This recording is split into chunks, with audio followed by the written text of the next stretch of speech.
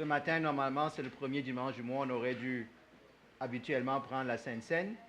Mais comme nous avons pris la Sainte Seine il y a à peine 2 semaines à Pâques, on va apprécier encore plus cela et ne pas juste abuser.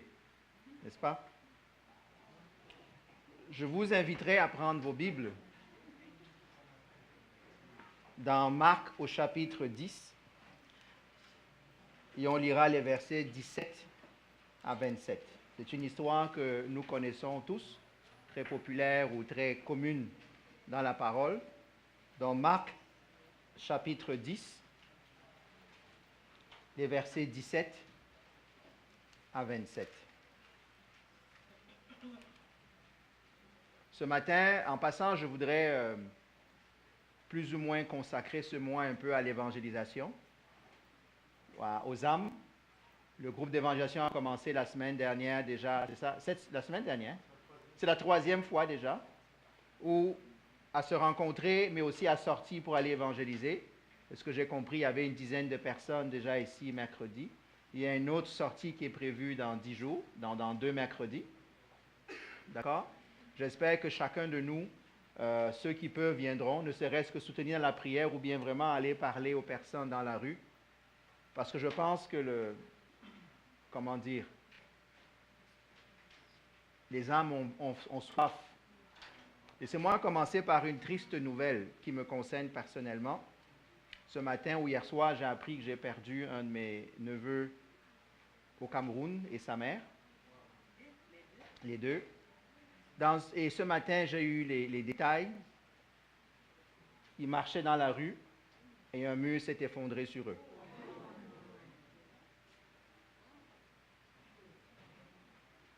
Il avait quoi? Il avait 17 ans, 18 ans. Il s'apprêtait à passer son bac dans 2 semaines. Et avec son papa, il me parlait déjà il y a plusieurs semaines, il veut venir à Montréal, aller à Polytechnique à Montréal. Voilà le rêve d'un père. Je dis ça, évidemment, prier pour cette famille-là. Mais ça nous rappelle quand j'ai parlé au papa ce matin, qu'est-ce que tu dis quand tu as quelque chose comme ça? Tu dis Dieu sait. Fais confiance à Dieu. Donc je tiens à rappeler que chacun de nous doit mettre sa vie en ordre. En anglais, on va dire ain't no joke. Ce n'est pas une blague. C'est sérieux. Ce n'est pas ça qui déclenche ce message ce matin, mais ça fait partie de choses que je voudrais parler ce matin.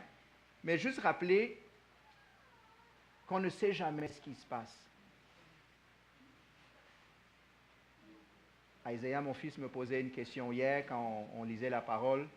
Il me dit, oui, mais papa, si quelqu'un a 10 ans, 12 ans et il meurt, c'est triste. Je dis, pourquoi tu dis que c'est triste? Il dit, mais parce qu'il n'a pas encore vécu sa vie. Et beaucoup, on pense comme ça des fois. Et la réalité, c'est que il y a un proverbe qui dit que dès qu'un enfant naît, il est assez vieux pour mourir. Et c'est tellement vrai. Amen. Donc, j'aimerais qu'on ait à cœur, qu'on ait vraiment à cœur de prier pour les âmes, pour les membres de nos familles, dans l'occasion qu'on a à sortir. Et je rappelle, si jamais il y a quelqu'un dans votre famille, vous ne savez pas comment lui parler, vous voulez vraiment que quelqu'un lui parle, voir André ou Eric, qui sont les responsables d'évangélisation, ils vont aller rencontrer la personne avec vous, ou avec une dame, c'est une dame, juste pour pouvoir échanger avec elle, si elle, évidemment, elle est ouverte. Donc, il y a l'évangélisation de rue, il y a aussi peut-être de manière plus ciblée, si vous connaissez quelqu'un qui a besoin d'entendre parler du Seigneur et qui vous ne savez pas comment répondre à ces questions, venez nous voir. On va essayer de vous encadrer, on va essayer même de vous aider, de vous accompagner. Amen. Donc, je vais prendre, vous êtes déjà arrivé à Marc 10. Je lirai donc les versets 17 à 27, c'est ça que j'ai dit, n'est-ce pas? Donc, comme Jésus se mettait en chemin, un homme accourut et se jeta à genoux devant lui. « Bon maître, lui demanda-t-il, que dois-je faire pour hériter de la vie éternelle? Jésus lui dit, pourquoi m'appelles-tu bon? Personne n'est bon si ce n'est Dieu seul. Tu connais les commandements? Tu ne commettras pas d'adultère, tu ne commettras pas de meurtre, tu ne commettras pas de vol, tu ne porteras pas de faux témoignages, tu ne feras de tort à personne, honore ton père et ta mère. Il lui répondit, Maître, j'ai respecté tous ces commandements dès ma jeunesse. L'ayant regardé, Jésus l'aima, et il lui dit, il te manque une chose. Va vendre tout ce que tu as, donne-le aux pauvres, et tu auras un trésor dans le ciel. Puis, viens, charge-toi de ta croix et suis-moi. Mais l'homme s'assombrit à cette parole et s'en alla tout triste, car il avait de grands biens. Regardant autour de lui, Jésus dit à ses disciples qu'il est difficile à ceux qui ont des richesses d'entrer dans le royaume de Dieu. Les disciples furent effrayés de ce que Jésus parlait ainsi. Il reprit, mes enfants, qu'il est difficile à ceux qui se confient dans les richesses d'entrer dans le royaume de Dieu. Il est plus facile à un chameau de passer par un trou d'aiguille qu'à un riche d'entrer dans le royaume de Dieu. Les disciples furent encore plus étonnés et se dirent les uns aux autres, « Qui donc peut être sauvé? » Jésus les regarda et dit, « Aux hommes, cela est impossible, mais non à Dieu, car tout est possible à Dieu. » Seigneur, nous prions que tu bénisses ta parole ce matin, que tu nous conduises et que tu nous gardes, que tu nous parles encore chacun de nous, Seigneur Jésus. Sois élevé, mon Dieu, et sois glorifié. Dans le nom de Jésus, Amen. C'est une histoire que nous connaissons tous, mais des fois, il faut se rappeler des histoires qu'on connaît aussi. C'est une histoire, en passant, qui est unique dans la parole de Dieu, en ce sens où on a un jeune homme qui a quoi? Qui a faim et qui a soif du salut. C'est vrai? Comment on le sait? La parole nous dit qu'il a couru. Combien de fois ceux qui s'en vont évangéliser dans la rue, vous avez des gens qui courent, dès qu'ils réalisent que vous êtes en train d'évangéliser, vont courir vers vous en disant « Qu'est-ce que je dois faire pour être sauvé? » Ça arrive souvent, ça? Ça arrive, mais c'est rare, hein? Mais il y a des personnes là-dehors qui ont faim et qui ont soif. Il veut tellement, probablement qu'il a entendu Jésus prêcher au loin, et il est capté par le message de ce gourou, parce qu'évidemment, il ne voit pas en Jésus Dieu, il le voit en un maître, puisqu'il appelle bon maître. Il dit, il semble avoir quelque chose que je n'ai pas. Et il s'en va donc en courant, se met à genoux et demande, qu'est-ce que je dois faire? C'est une très bonne question. Hein? C'est une question que tous les hommes se posent. En passant, que vous soyez chrétien ou pas, dès que vous avez une forme de croyance dans une vie après la mort, vous vous posez la question, qu'est-ce qui va s'y passer et comment je dois m'assurer d'y aller du bon côté? C'est vrai? Ne croyez pas que quand on n'est pas chrétien ou quand on est agnostique ou quand on est... Il y a plein de choses. Il y a beaucoup de gens qui se posent des questions. Des fois, ils cherchent ce qu'ils ne savent pas. Comme Paul a dit aux Corinthiens, vous adorez même des dieux que vous ne savez pas, vous êtes hautement spirituels. Et la réalité, c'est que la société dans laquelle nous vivons, la culture actuelle, pas seulement au Québec, je parle, dans le monde moderne, on a beau avoir mis Dieu dehors par la grande porte, la soif de spiritualité rentre par tous les autres entrées de la maison, la porte de derrière, les fenêtres. Vous serez surpris du nombre d'activités spirituelles où les gens cherchent. Il y a beaucoup de gens comme ce jeune homme-là. Et donc, il aborde Jésus avec la très bonne question. Qu'est-ce que je dois faire pour être sauvé? Le premier problème que cette question a, c'est une des choses que nous avons là dehors, c'est de croire que c'est parce qu'on fait qu'on arrive au ciel. Parce qu'il dit quoi? Qu'est-ce que je dois faire? C'est normal. Qu'est-ce que je dois faire? Dis-moi là, pour mériter. Quel diplôme?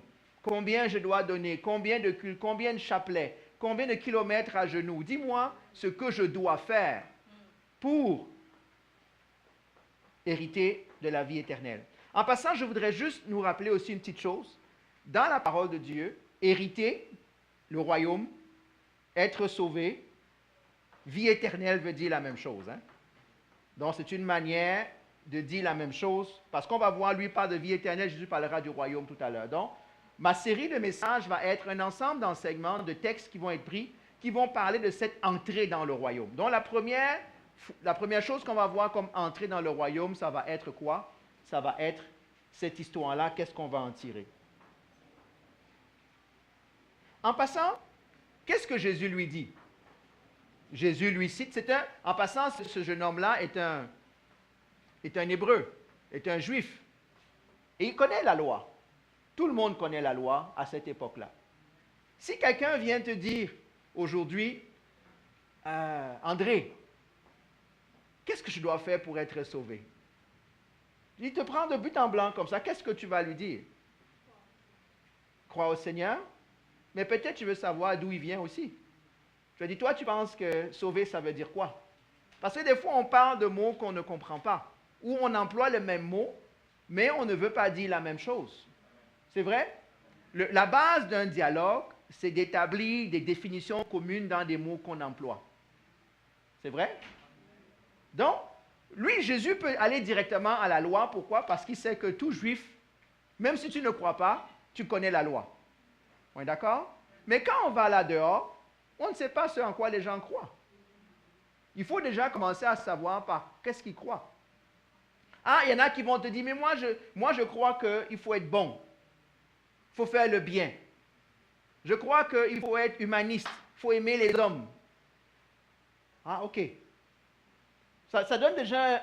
Parce que si tu dis seulement croire en Jésus, il ne comprend pas de quoi tu parles. Il faut partir d'où est-ce qu'il est. Et c'est ce que Jésus fait avec cette personne-là. Jésus le prend où il est. Il lui dit, ok, toi tu es juif, ok, donc tu connais la loi de Moïse. Il dit oui. Il dit, bon, voilà ce que tu dois faire. Qu'est-ce qu'il lui dit?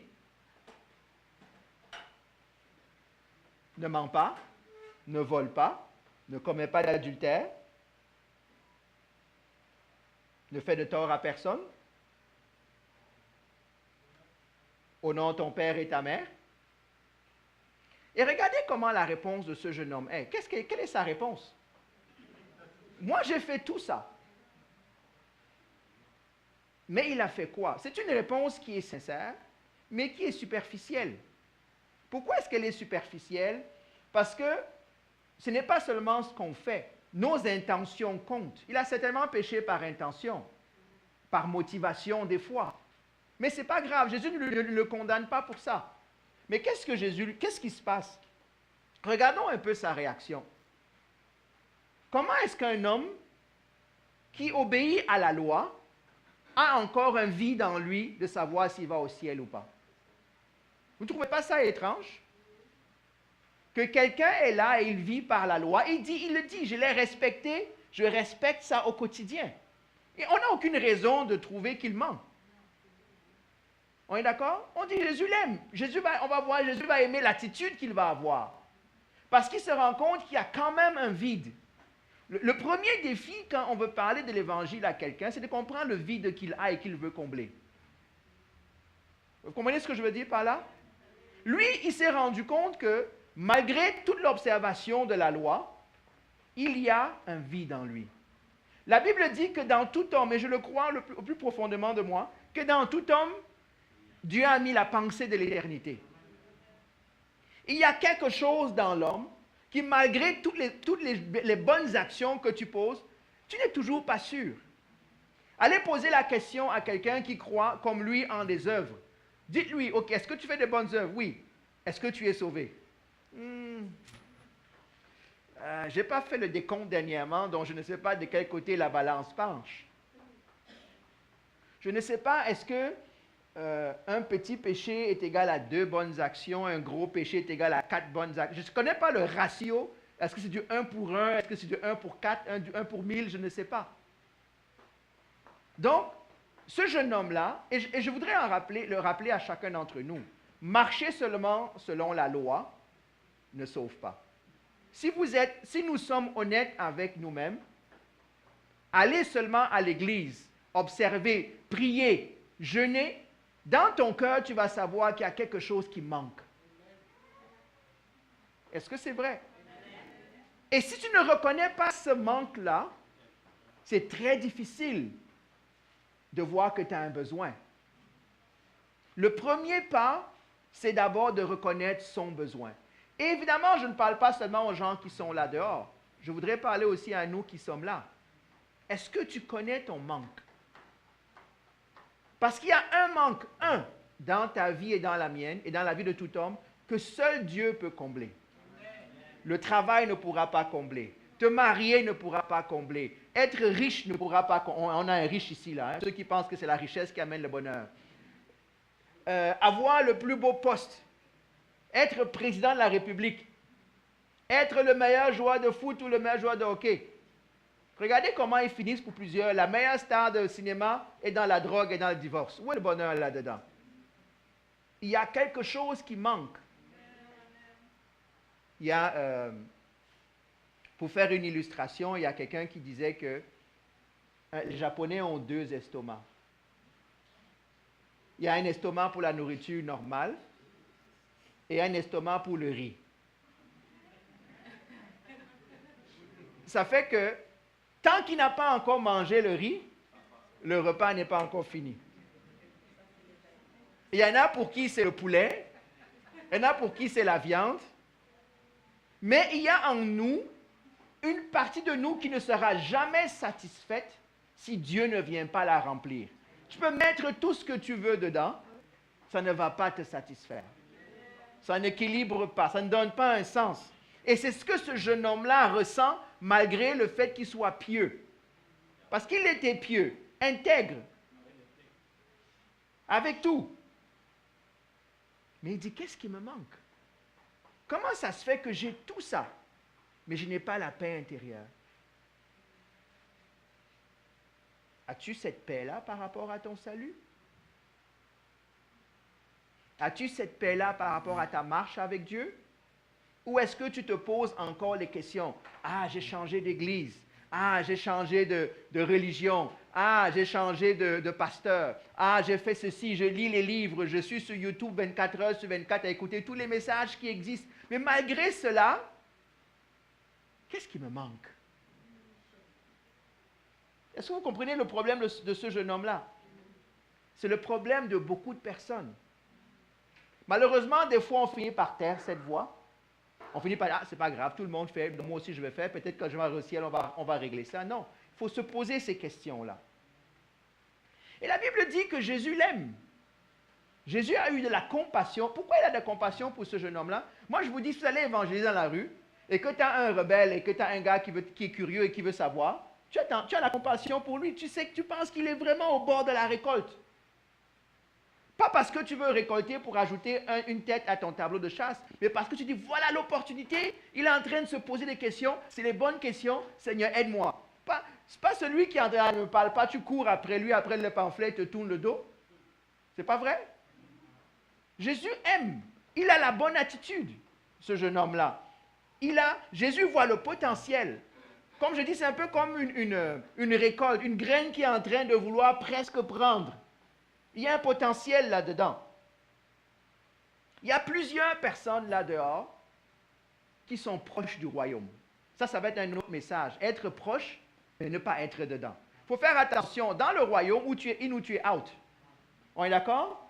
Si le royaume, supposons, c'est cette salle ici, même si tu es près de la porte, mais de l'autre côté de la porte, tu es quand même dehors. Il ne s'agit pas seulement d'être prêt.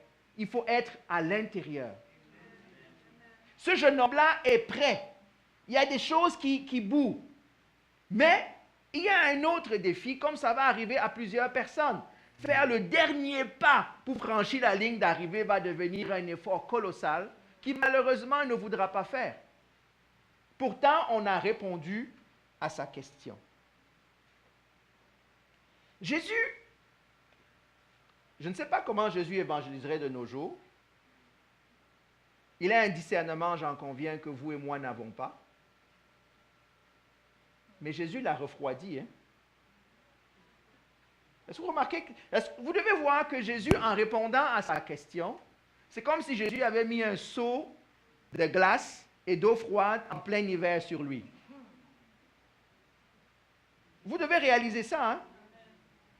je voudrais qu'on nous regardions un peu. Admettons que nous allions dans la rue et nous trouvons quelqu'un comme ça. Je suis sûr qu'il est dimanche à l'église. Hein? On va lui dire, viens. Ah non, là, avec tout ce que tu dis là, c'est sûr que Dieu a touché ton cœur. Tu es certainement sauvé. Fais seulement cette prière et puis c'est fini. C'est vrai? Mais Jésus, qu'est-ce qu'il lui dit? Il dit non. Il y a des choses que tu ne comprends pas encore. Jésus lui dit, il y a quelque chose dans ton cœur qui se tient entre le royaume de Dieu et toi. Et que même si tu connais toute la loi, même si tu l'appliques au complet, si cette chose-là est encore dans ton cœur, cachée des hommes, peut-être même cachée de toi, tu n'entreras pas. Ça paraît brutal, hein? Mais des fois, il faut être brutal. À un moment donné, en tout cas, nous, on aurait peut-être, des fois, Dieu va donner le discernement, tout de suite, dit, mon frère, voilà ton problème. Mais des fois, ça prend que quelqu'un soit à l'église, qu'on le côtoie quelques semaines, quelques mois, parce que tout à coup, ça commence à sortir. Vous allez voir des personnes qui sont là depuis des années, dans la foi, qui ne progressent pas.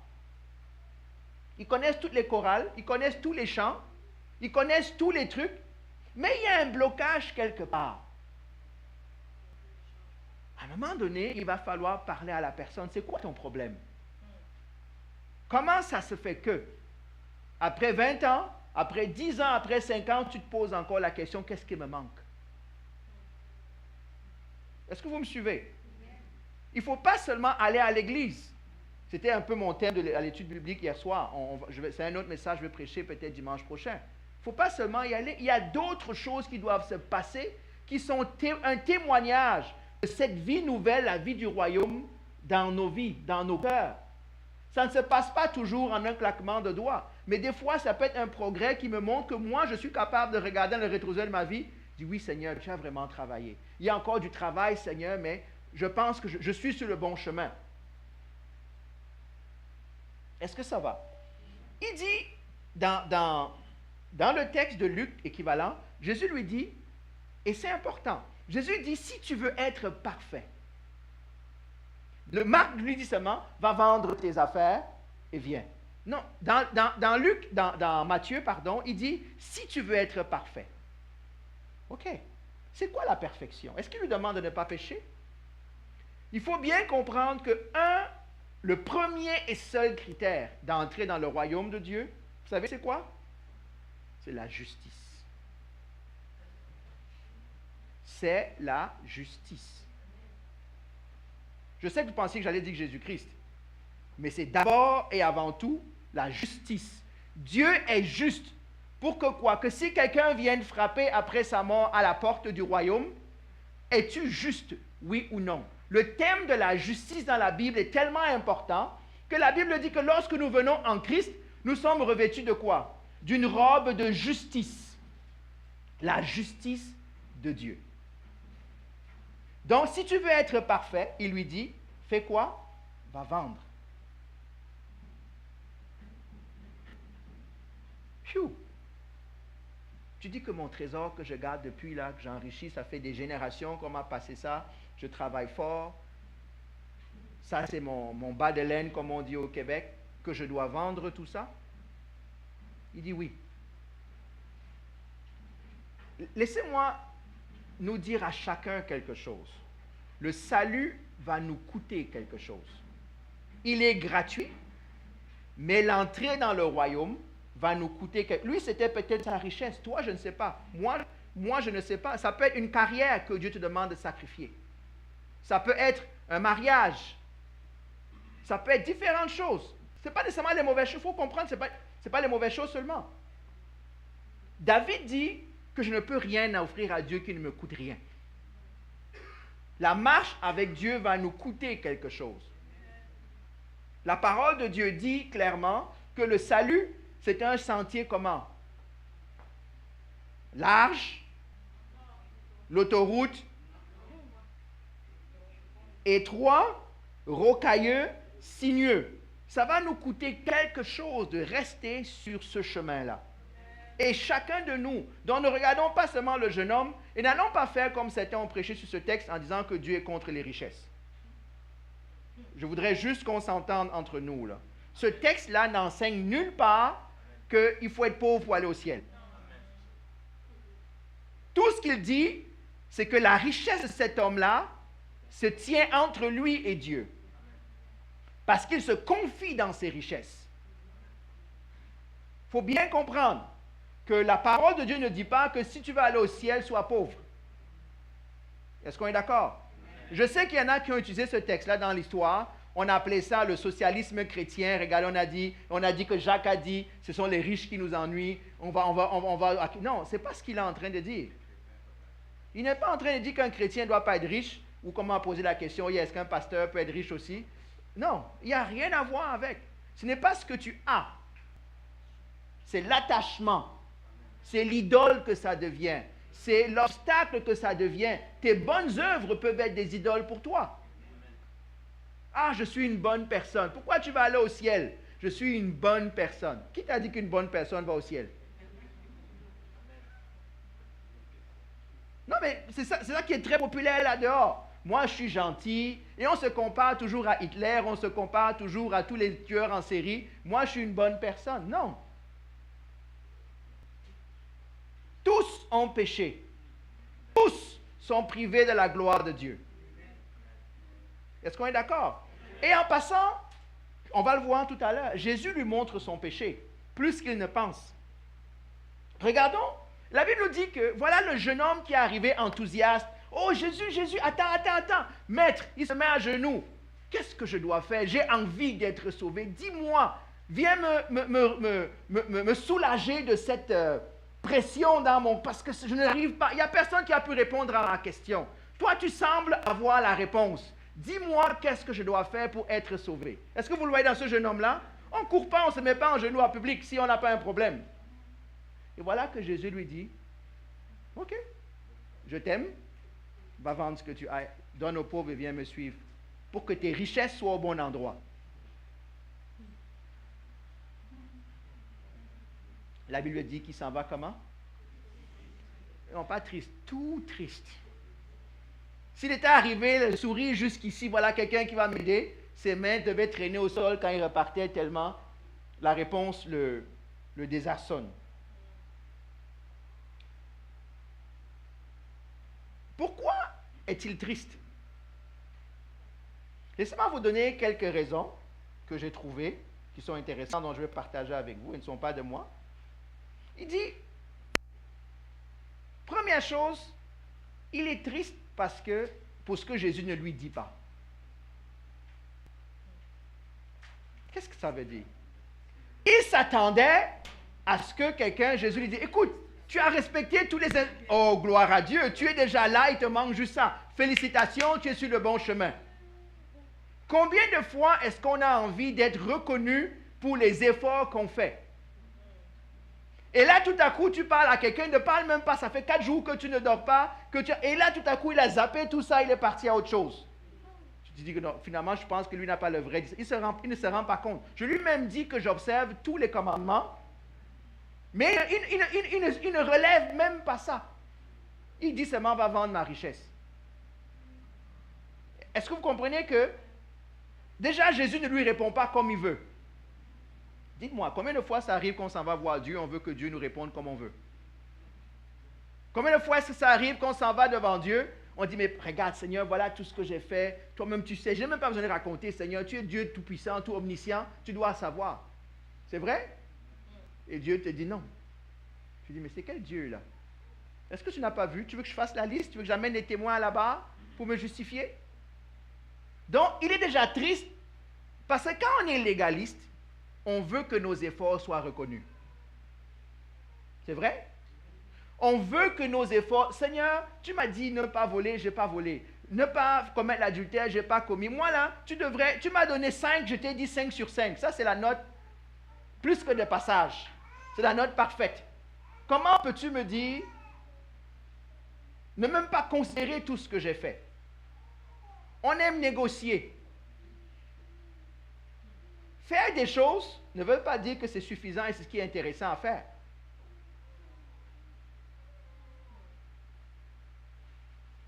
Deuxième raison, Comme visiblement, même lui pouvait comprendre que il avait fait tout ça, mais il manquait encore quelque chose. Il attendait à ce qu'on lui dise, dis-moi la deuxième chose que je dois faire.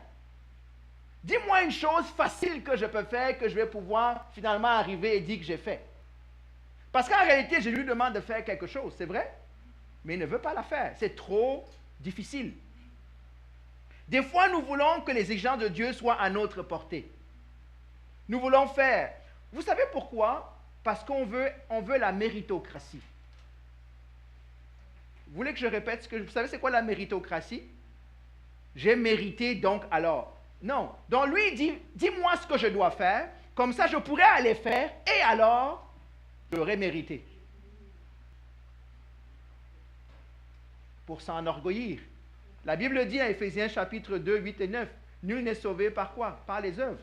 C'est au moyen de la foi. Afin que quoi? Que personne ne se glorifie. Je dis ça, et nous sommes dans une église évangélique, je pense. Hein? La dernière fois, j'ai vérifié. Vous serez surpris, malgré le fait que nous nous appelions évangéliques, combien nos vies sont basées encore sur la méritocratie devant Dieu. Vous serez surpris comment, quand vous examinez vos sources de joie et vos sources, et je dis vous, hein, quand nous examinons nos sources de joie et nos sources de tristesse, c'est souvent basé sur ce que nous n'avons pas fait ou sur ce que nous avons fait, pas sur ce que Christ a fait. Et nous avons été élevés sur ce principe, même religieux, de la méritocratie. Je ne dis pas que si je fais juste les mauvaises choses, non. Ma réjouissance est que dans mes échecs, Jésus-Christ est suffisant pour combler le reste de justice qui me manque pour paraître devant Dieu. C'est ça le principe. Il n'y a pas d'autre principe. Mais lui, ce jeune homme-là, comme beaucoup, est dans la méritocratie. Il pense en œuvre, les bonnes œuvres. Il pense à ça. Beaucoup de religions, beaucoup de personnes du christianisme, comme je l'ai dit tantôt.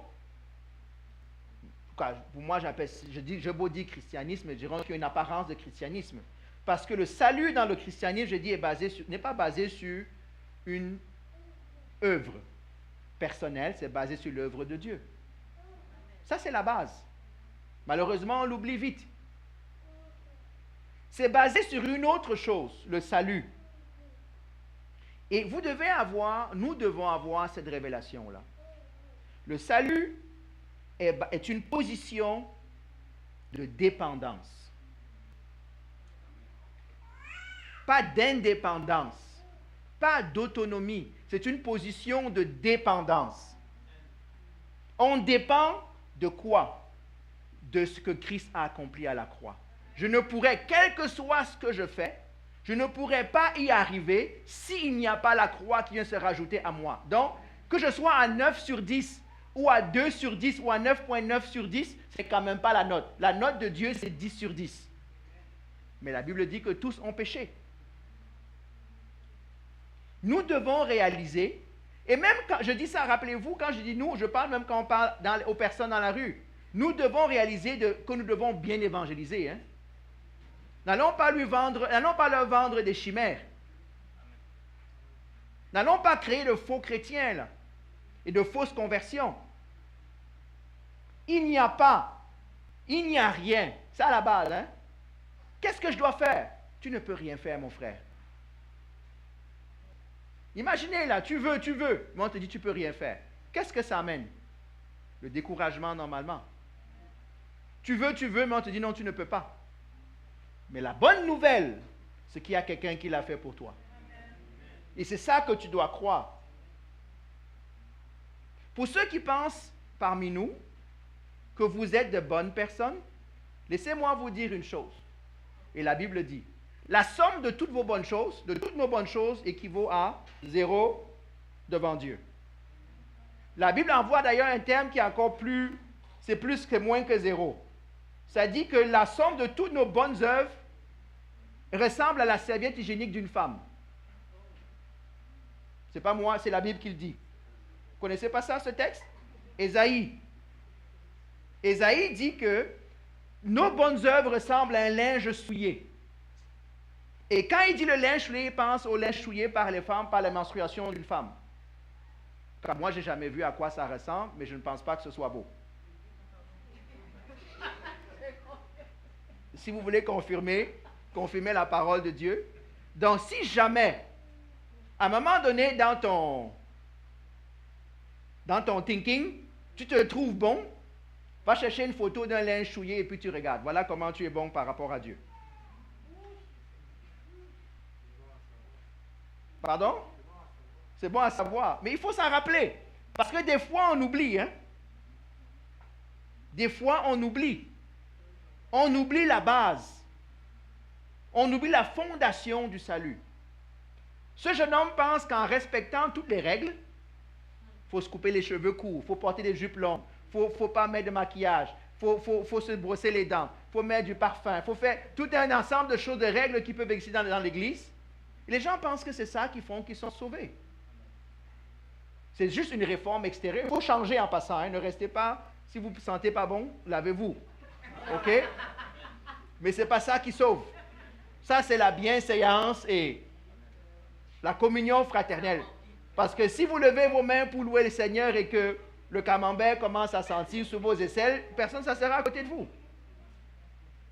Il ne faut pas rire. Vous serez un obstacle à l'amour, il voudra vous embrasser là, mais ça va être une grande bataille pour lui.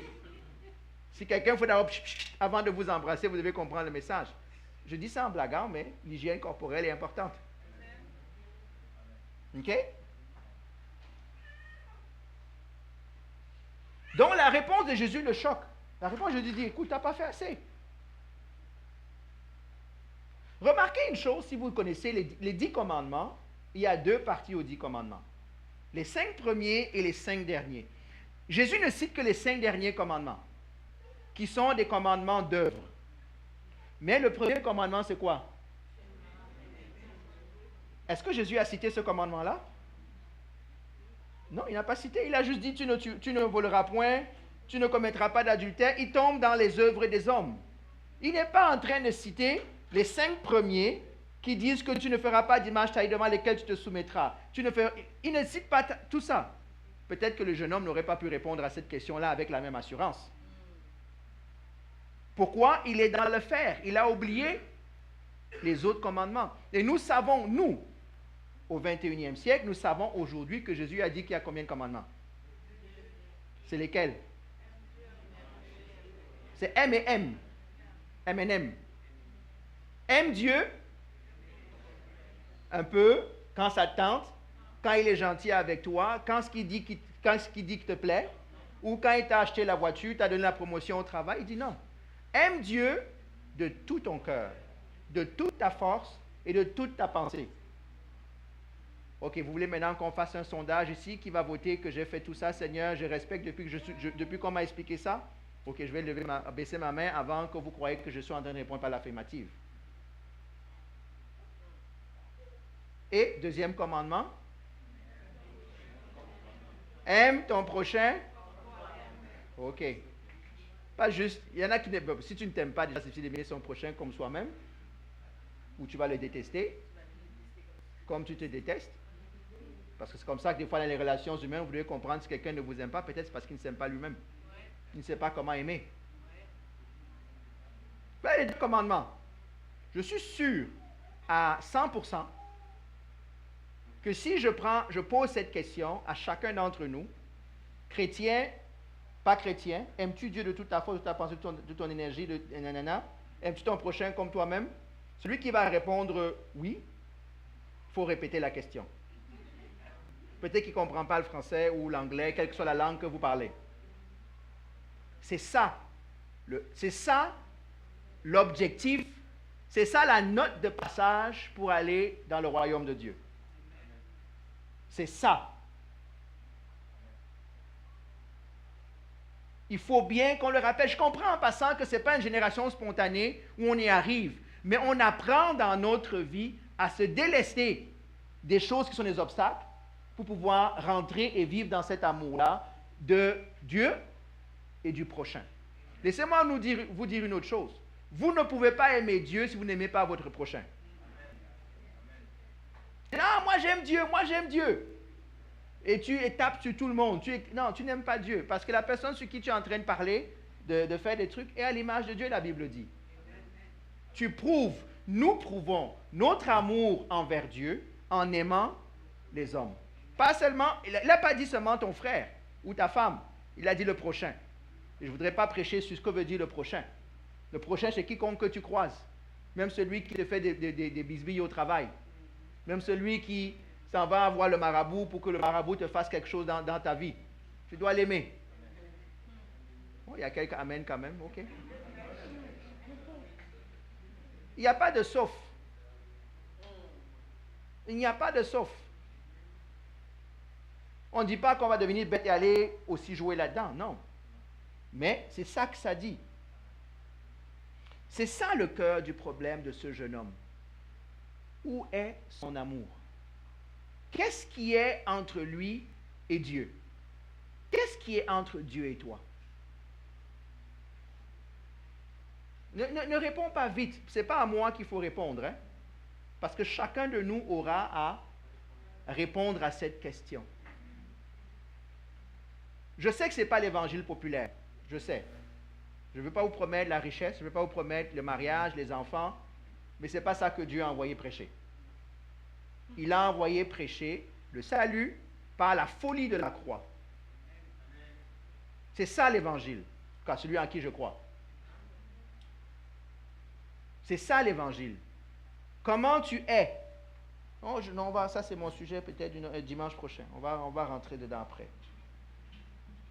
Troisième raison pour laquelle Jésus, cet homme-là, s'en va triste, c'est que Jésus émet ici comme il va le faire dans bien des textes qu'on va voir plus tard, Jésus lui dit, entre les lignes, mon frère, ma soeur, on entre dans le royaume de Dieu selon les termes de Dieu et non pas selon tes termes à toi. Celui qui édicte les règles et les conditions pour entrer au ciel, c'est Dieu lui-même. Combien d'hommes négocient avec Dieu? Combien d'hommes veulent que ce soit selon leur vision de Dieu? Et je ne parle pas seulement en passant, je ne parle pas seulement de gens qui sont hors de l'Église. Il y a même des gens dans l'Église locale, qui vivent encore comme ça. Moi, je vis ma vie selon ce que je trouve qui est bon. Mais Dieu on va le voir dans le texte du dimanche prochain, Dieu nous dit que même ces choses-là qu'on fait, qu'on pense qu'elles ne sont pas bonnes, ça fait partie de mon salut. Hein? De ne pas être en train de négocier avec Dieu. Dieu a dit, après tu peux ne pas croire, mais tu iras dans un autre ciel que celui de Dieu. Dieu a dit que pour aller dans mon ciel, pour aller terre à terre, il y a un seul chemin. C'est ce qu'il a dit? Un chemin. Jésus-Christ, et le Jésus-Christ qui est mort et ressuscité à la croix, là, pas le Jésus-Christ que tu t'es fabriqué au quartier. Parce qu'il y a, le mot Jésus, là, il y a plein de gens qui portent le nom Jésus. Hein? On m'a annoncé hier, où sont les Ivoiriens de la salle, qu'il y a un Jésus noir à Abidjan maintenant. C'est ça qu'on m'avait dit hier? Où est-ce qu'ils sont ceux qui m'ont donné cette révélation-là? Là? Qu'il y a un Jésus noir. C'est Marc. Il a même un nom. Il s'appelle comment? Ok, je ne vais pas répéter parce que ce n'est pas sa publicité que je vais faire. Mais il y en a qui se déclarent Jésus. Donc, si tu le suis, tu vas aller dans le paradis de ce Jésus-là. Si tu parles du paradis de Dieu, ben, il a ses règles. C'est pas vrai? Quand j'arrive chez vous, vous me dites, voilà mes règles. Mais je ne peux pas vouloir rentrer chez vous en brisant vos règles. Tu vas dire, non, le voisin a peut-être des règles qui sont plus proches des tiennes. Tu peux aller là-bas. Mais pas chez moi. C'est pas vrai? Ou tu restes dehors. Dieu dit, tu ne peux pas te confier en quoi que ce soit, ni dans tes œuvres, ni dans tes richesses, ni dans ta beauté, ni dans ton érudition, ni dans tes diplômes, ni dans tout ça. Même si tu es le plus populaire au box-office, tu as 4 millions d'amis sur Facebook, ça ne change rien. Mes conditions, c'est ça. Les conditions ne changent pas. Ce n'est pas Dieu a dit ça il y a 4000 ans. Là, depuis, il a fait la version 2.0 de l'Évangile avec une version mise à jour pour application mobile. Non, non, non, non, non. C'est le même principe. Le chrétien doit être dépendant de Dieu seulement. en tout, pas en ses richesses, pas en ses aptitudes. La dépendance qu'on a est envers Dieu. Vous savez pourquoi? Quand vous lisez, je n'ai pas encore enseigné sur les béatitudes, il faut que je le fasse. Remarquez, ce qui est choquant des béatitudes, ça nous dit heureux. Hein? Je m'attends à riche, gentil, intelligent, populaire. Il dit non, heureux les pauvres. Comment ça, heureux les pauvres? Vous savez, il ne dit pas qu'il faut être pauvre. Il dit heureux ceux qui reconnaissent leur état de pauvreté afin que celui qui peut pourvoir. Parce que si tu penses que tu es riche, tu n'as plus rien à recevoir. Heureux ceux qui ont soif et faim de justice. La justice de Dieu. Je vous dis que l'évangile nous prend à l'envers. Hein? Ça nous retourne. Si tu avais l'habitude de marcher avec tes pieds, maintenant tu vas marcher avec ta tête. Parce que ça prend complètement tout ce qu'on sait et ça met à l'envers. Maintenant, tu peux négocier avec Dieu. C'est ton choix. Mais la parole ne change pas. Elle est toujours la même. Je vais accélérer pour finir. Ce jeune homme-là ne réalise pas que les trésors dans les cieux sont plus importants que les trésors sur la terre. On n'a pas dit de ne pas avoir de trésors sur terre. On a dit qu'il faut comprendre que ces trésors-là, si c'est de la terre, ça reste où? Tout en canon, il est mort, hein? Avec plein d'or enterré autour de lui et sur lui. C'est vrai? Quand on a ouvert son tombeau, est-ce que l'or était parti? L'or est resté, hein? Non, mais je ne sais pas si vous avez déjà eu cette révélation-là, là. Que les gens s'enterrent avec plein de choses, mais ils oublient que quand on va venir ouvrir leur tombeau, ces choses-là seront encore là, peut-être ça va vous avoir pourri. Il n'y a aucun trésor du ciel qu'on va amener, aucun trésor de la terre qu'on va amener au ciel. Donc, si nous avons à valoriser quelque chose, assurons-nous, c'est ce que Jésus dit, accumule des trésors qui sont importants en haut, pas ici-bas. Tu peux avoir ce que tu veux ici-bas, mais le jour où tu meurs, ça reste ici. Donc, assure-toi que quand tu passes de l'autre bord, il y a d'autres choses qui t'attendent. On l'a déjà dit ici, quand on a des paraboles, le premier trésor, c'est le salut.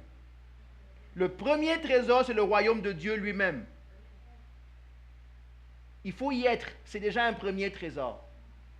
C'est déjà un premier trésor. Comme je dis, regardons ce jeune homme. Il ressemble à beaucoup de personnes. Moi, je vous dis, je suis certain que si nous allions évangéliser dans la rue et qu'on trouve quelqu'un comme ça, là, chrétien parfait, c'est pas vrai? On l'amène, il a une vie morale exemplaire, une vie religieuse recommandable, il sent bon, il a soif de Dieu. Non, il ne faut pas rire, il a soif. Il a la bonne attitude. Qu'est-ce qu'on n'a pas à aimer chez cet homme-là? Malheureusement, beaucoup d'églises sont pleines de personnes qui sont comme ça, mais qui ne sont pas dans le royaume. Parce qu'ils n'affrontent pas les vraies choses. On lui aurait dit, mon frère, tu es sauvé. Je répète après moi, et puis c'est fini là, tu es sauvé. L'extérieur est beau, mais il y a encore des enjeux. Et même à l'intérieur, je ne suis même pas sûr qu'il nourrit les mauvaises pensées. C'est juste qu'il a des choses qui ne sont pas alignées. Il ne présente pas des enjeux de vice cachés ou de péché cachés sournois. Là. Il ne présente pas ce genre de choses. Mais il a juste un problème. Son cœur est attaché à autre chose. Et cet attachement-là l'empêche de saisir le royaume de Dieu. D'ailleurs, nous connaissons le texte qui dit, recherchez quoi? Premièrement, le royaume de Dieu. Le principe que Jésus enseigne à cet homme, ce qui t'empêche, c'est que tu ne recherches pas premièrement. Tu n'as pas mis le royaume de Dieu en premier dans ta vie. Et je vais t'aider, je vais te dire où est-ce que tu as mis ta priorité. Tu as mis ta priorité dans le confort et l'assurance de tes richesses. Si tu veux vraiment venir, voilà ton médicament. Et il dit non. C'est important en passant, avec le temps que nous passons dans la foi, arriver à discerner si nous sommes vraiment ou pas dans le royaume. Je ne voudrais pas que l'un de nous qui écoutions ce message l'écoute en pensant seulement au jeune homme sans penser à lui ou à elle. Malheureusement, des fois, malgré le temps, on n'arrive pas à discerner c'est qui est vraiment sérieux. Il y a des gens qui savent poser les bonnes questions, mais qui ne veulent pas entendre les réponses. Des fois, on discerne que quelqu'un, on a peur de lui parler. On a peur qu'il quitte. On a peur qu'il quitte l'assemblée. Mais peut-être qu'il n'était jamais là. Hein? Il fait le nombre. Ou des fois, on a peur, ou quand on va lui dire, mon frère, ça ne va pas. Beaucoup vont réagir comme ce jeune homme, vont se sentir rejetés, jugés. Non, je ne te juge pas. Tu me poses la question, je te dis. Moi, je me rappelle, au moins une fois, j'ai dû dire à quelqu'un, si tu continues, tu n'es pas chrétien. Et là, c'était toute une tempête. Ah, le pasteur m'a insulté. Non, je t'ai dit, vu ce que je vois, et vu comment tu vis, et vu comment tu réagis, tu n'es pas chrétien. Tu as un simili de, hein, vous savez, c'est comme la goberge. Vous savez, c'est quoi la goberge? C'est le simili de crabe. Mais ce n'est pas le crabe. Le sandwich peut être bon, mais ce n'est pas le crabe. Ne vivons pas avec cette déception dans nos vies, et nous séduisant nous-mêmes. La réalité, c'est que peu de personnes, et j'en arrive à le comprendre, certaines paroles de l'Écriture, peu de personnes veulent vraiment se remettre en question devant Dieu. Amen. Ça, et c'est une décision personnelle, on peut prêcher comme on veut, on peut faire tout ce qu'on veut, on peut dire je suis bon, je suis... Regarde, let's cut the BS. Coupons le gras là. Il y a peu, et c'est pour ça que je pense que la Bible dit qu'il y a beaucoup d'appelés et peu d'élus. Parce que les choix, c'est nous qui les faisons. Si nous connaissons nos vies, nous arrivons avec plein de bonnes intentions devant Dieu. Et je sais qu'il y en a plein qui ont bonnes intentions, même parmi nous. Mais ils ne veulent pas entendre ce que Dieu dit. Parce que quand Dieu dit ça, est-ce que c'est vraiment vrai? Est-ce que je dois vraiment faire ceci? Est-ce que tu t'attends vraiment à ce que je fasse cela? Est-ce que tu t'attends vraiment à ce que je n'ai pas de petits copains et de petites copines? Est-ce que tu t'attends vraiment à ce que je n'ai pas ceci? Est-ce que tu t'attends... Non, Seigneur, tu ne comprends pas, on est au 21e siècle. Tout le monde le fait autour de moi. Dieu, mets-toi à jour, je vais t'envoyer au cours de recyclage. Tu ne comprends pas la vraie vie. C'est nous qui voulons que Dieu descende à notre niveau. Au lieu d'éliminer Dieu, au lieu que nous allions Dieu à son niveau à lui. On refuse. Beaucoup d'entre nous, tous pour ne pas dire. Ça prend la grâce de Dieu pour que nos yeux s'ouvrent sur notre propre condition. Parce que des fois, on n'aime pas la réponse. Des fois, on voit le vide, mais on fait comme s'il n'existe pas. On le maquille.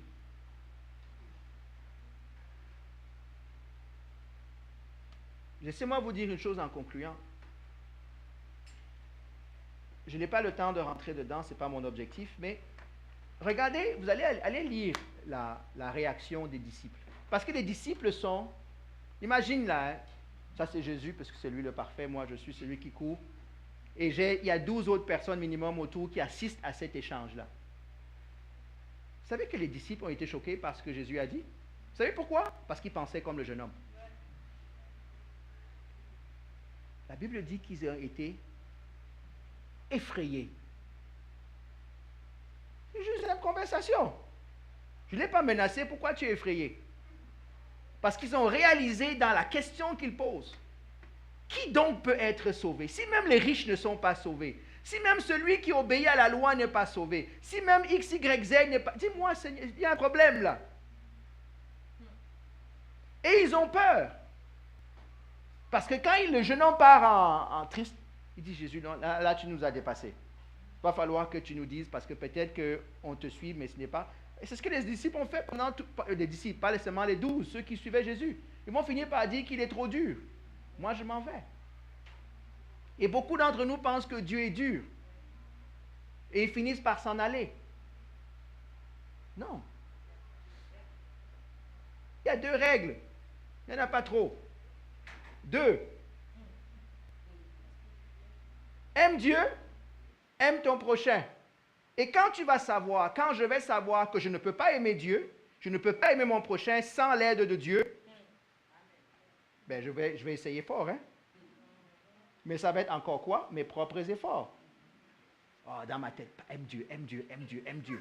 Dieu, je t'aime, je t'aime, je t'aime. OK, à la louange, est-ce qu'on peut chanter dimanche prochain 15 chants sur j'aime Dieu, j'aime Dieu, j'aime Dieu. Comme ça, je vais finir par graver ça dans ma tête et ça va sortir comme un enregistrement préenregistré.